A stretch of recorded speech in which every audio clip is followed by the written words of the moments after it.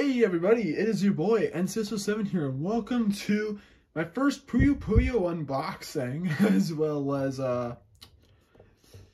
my cat over there, just sleeping on my bed. But anyways, today I'm going to be doing my first Puyo Puyo unboxing. I've been thinking about doing these for a while, and I'm going to unbox all of the main and side Puyo Puyo games.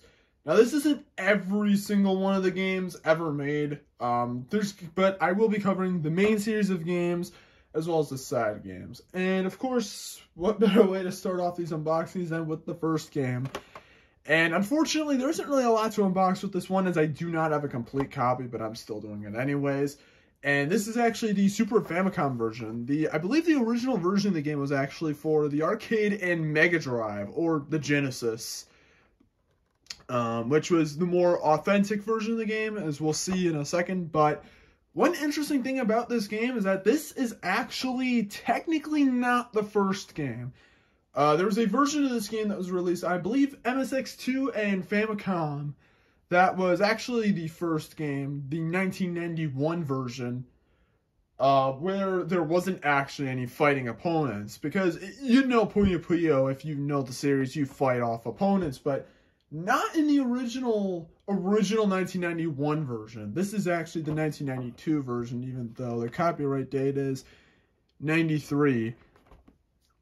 But yeah, but I didn't get that one because I didn't want it.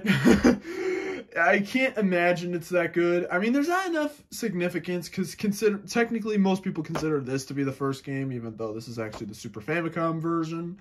But whatever. Now, we'll take a look at the box, and then I'll kind of explain what this version is like compared to the others. Although I have not played it, I do know of some of the differences. But take a look at the box art. Band Presto. I assume they're the people that made it, because it also says down here, Band Presto and Compile. Must have been some developer that made this, I guess, for Super Famicom, I guess. We got Arl, Witch, Draco, and Heartbeat over there. And then on the top, we've got the name of the game. The bottom, the same thing. Then on the side, we've got Super Famicom label right there. And the name again, I think. Yeah, the name again. And same thing over here, but we got a blue blob here now. And then the back of the game, we get a bunch of Japanese text. And only 2 pictures. Well, that's the only things you got. And that's all that stuff. But some of the differences with the Super Famicom version is that the music is actually different from that of the arcade and Genesis versions. And in my opinion, is nowhere near as good. I think the Mega Drive and arcade versions are better, but it's still okay. That will be a different story when we come to this game's sequel. But yeah, that is one thing that's different, the music, and also the graphics, because I believe, from what I know, the Super Famicom does not have actually has a lower resolution than the Genesis. So, the game graphically isn't as good, and that's because of the fact that, if you can look really closely at that cutscene, it's actually not one-to-one with the Mega Drive or arcade version. I don't know why I'm saying Mega Drive. I don't live in Europe or Japan. Genesis. I mean, it doesn't really matter. You know what I'm talking about.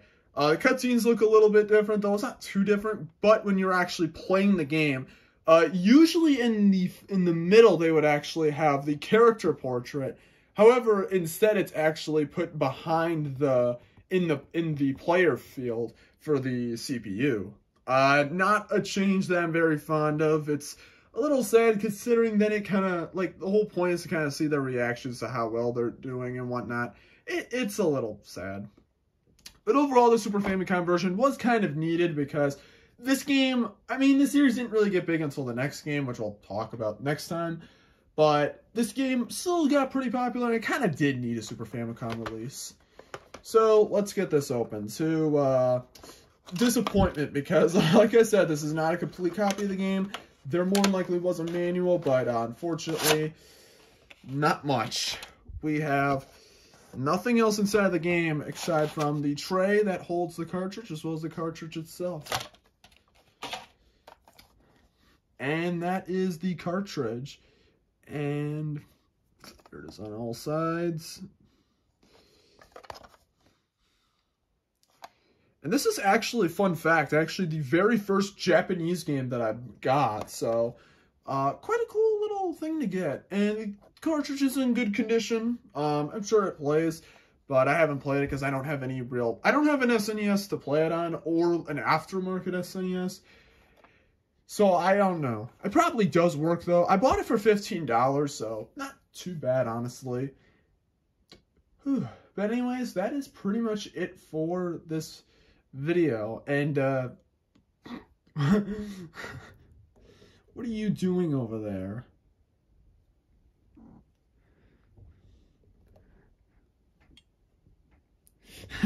But anyways, that is pretty much it for this video. Overall, this game was, well, it isn't the best, obviously. I think things started to really get good with the next game, which, of course, we'll talk about next time. But, yeah, very good start to the series, regardless. And that is pretty much it for this unboxing. So, thank you guys for watching this video. Hopefully you guys enjoy it, and stay tuned for next week where we'll take a look at the sequel to this game and the game that really, really started the series. Although this game is still good, the next game is a lot better, at least in my opinion. But anyways, thank you guys for watching this video. Please hit the like button and subscribe if you want to see more, which there will be more because next week you're going to see the next game. And I will see you guys next time. Peace out and take care, everybody. You have a good day. Or night.